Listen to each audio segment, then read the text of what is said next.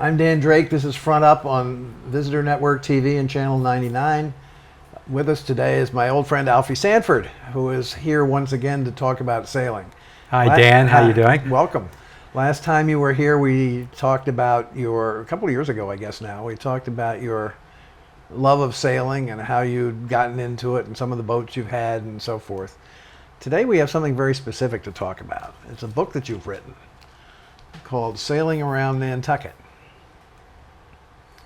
And I won't confess to having read all of it, but I will say that I've skimmed it. And, I will forgive you. And I will get to it in detail.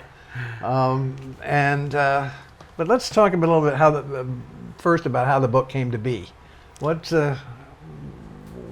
was the impetus for it? The proximate cause, as the lawyers would say, was Nat Philbrick accosted me one afternoon and said, "We at Mill Hill Press want a book written, a cruising guide for Nantucket." Mm-hmm. And I was flattered and said, certainly. And a few weeks later, Dick Duncan, who is their editor, called and confirmed it.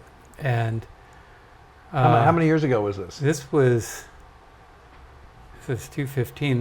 Must have been in the spring of 2013, 2 years ago. Maybe 2.5. I'm a little fuzzy on that.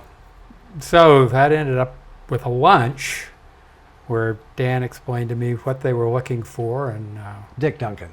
Dick, I'm sorry. Yeah. Dick explained to me what they were looking for and how I might provide it. And I'd never written a book before, and so. Had you written much of anything? I wrote other than papers in college and so on. I wrote a few essays in prep school, put it that way. And my English teachers weren't fascinated with what I gave them. But anyway, I got to working on it. A year and a half later, I had a text for Dick. And then this book is very graphic because you're talking about landforms and water depths and shoals, stuff like that. So I need a lot of diagrams and charts, and so I offered to make those. So I spent last winter putting those together, and out comes this beautiful book. It's a gorgeous book. Yeah. It's really very attractive, and it is a cruising guide, and it's a commentary on a cruising guide. Is that a fair? Yeah, it's you take a cruising guide in a broad sense. You need to know what you're cruising over. Most cruising guides, tell you where to anchor and, where to get gasoline and where the grocery stores are and stuff like that. But with Nantucket, you don't need very much of that. But this complex of water that we live in and sail around is quite elaborate. And so I go into some detail how it formed and what are the forces that are reforming it. And in the process of doing that, I intermingled a bunch of personal anecdotes about how I discovered all this. And then after that, there is an actual cruising guide that if you want to sail to Pocomo and find out where a good place to stop is, that's in there also. That's right, but in some detail. So there are really three topics, and one is how it all got here, what's the physical oceanography of it. Two, a bunch of, and tied in with that history, because the culture is important. I mean, you go cruising, not just to sail, but to go to a specific place, and you want to know about how that place formed culturally as well as physically. And it's got my stories of how I discovered it all. And then thirdly, it's got the actual cruising guide itself. I thought one of the interesting observations was towards the end of the book about what kinds of boats are suitable for cruising. That's true. And frankly, not much, I gather, from your standpoint. Not many boats are suitable because they draw too much water. Exactly. I explicated Alfie's two rules of boats. The first rule is the smaller your boat, the more fun you have. And the second rule is if you have a big boat, if it doesn't draw too much water, you can have pretty good fun in that too. And really the limiting factor sailing around Nantucket is draft. And so many of these wonderful special places that you can go by boat, you have to go over shallow water to get there. And you do acknowledge you can do this in a motorboat, but you're not very enthusiastic about it. There's nothing wrong with motorboats except for the fact they go too fast. And that means you can't see where you're going while you get there. And it also means that your passengers are bouncing along and there's one guy having fun. And that's right. Mr. Throttle. Exactly. I'm going to tell my son you said that because he's that one guy. And, the other thing that's interesting about the boats is I discussed sailing around the backside of Nantucket. And to go there, you really ought to have an ocean-going boat. And that sort of contradicts not the shoal draft, but the small boats and stuff like that. So protected water is formed by concavities, looking down at it from plan view, physical concavities. And when you don't get that, you're in the open ocean. And there you're likely to have big waves and difficult shores. And you also really need to know what you're doing. Well, you need to know how to sail in the ocean as opposed to how to sail in the harbor. Right. Yeah. Some of your anecdotes about your early days sailing in the harbor are pretty good too. One of them I enjoyed particularly was the story about the Rainbow Fleet racing and the Nobska coming in. It's a remarkable story. Do you want to tell it for the? And we're not giving away too much, but not at all. So there you are. And back then, we're probably talking 1954. I'm just going to guess.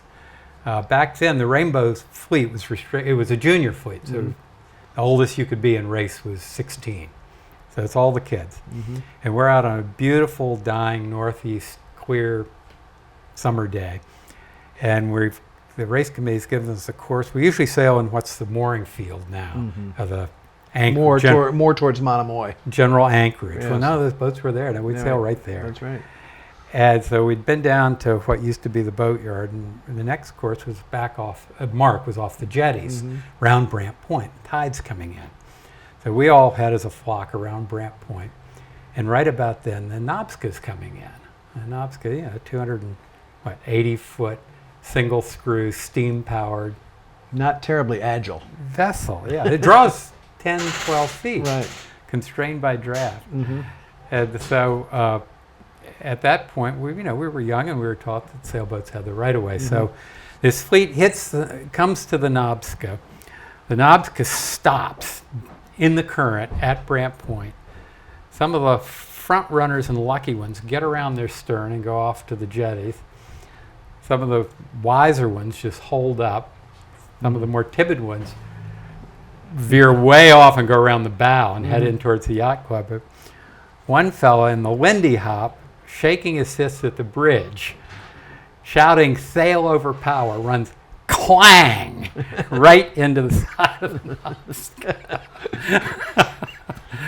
So the race was called, and our sailing mistress took us up to the race committee room and gave us a little talking to. But you said the rules have been changed. I point out in the book that probably due to that incident, the International Maritime Organization revisited the right-of-way rules and decided that power vessels constrained by draft have right-of-way over sailing vessels. How does the skipper of a sailing vessel know that? Well, they're meant to read the rules. No, but constrained by draft? How do they know that the power vessel is constrained by draft? I should know the answer to that, and I don't. I'm sure there's a signal that they put up, and there's probably at night they'll have special lights. And that's the sort of thing I should know, but I confess. All right. Well, there are I don't know what that other similar enjoyable. The real rule is that anything that's much bigger than you are, you get out of the way. Seems to work pretty well. There are other enjoyable vignettes in the book, and I highly recommend it. But I have to ask you before we finish up: are you going to write another one? Yes, and I'm working. You've got on the it. bug. I don't want to make any promises, but there needs to be the story told about building the O'Learyans here on Nantucket. You refer to that briefly in the book. Yeah. Yeah. For to the Illyrians, yeah, Right. and that they were built here on Nantucket. But there's a complicated and interesting story Mhm. about it, and it gets tied in with how I got involved with boat building and boat design and stuff Mhm. like that. So there's some autobiographical stuff in there that I need to get out for my children, at least, if not for the general public. Well, that sounds interesting. But You think Mill Hill is interested in doing that? Well, Mill Hill tells me, and I don't know if it's a permanent decision, they say they're through publishing. Oh, really? They're going to continue servicing the books they've already published. Mhm. And I'm hoping they will revisit that decision. Oh, I hope so But too. that's I'll where have it to is. find out. I'll have to get somebody from there on to talk about it. Exactly. 'Cause That's where they are I right was now. not aware of that. Yeah. Well, Alfie, it's great to see you. Thank you for sharing your insights with us. And I know you've been doing your own version of a Nantucket book tour, Right. sitting out and autographing. So Well, thank you, Dan. Thank you. It's nice to get a chance to talk about it. great. Thanks. Sailing Around Nantucket by Alfie Sanford.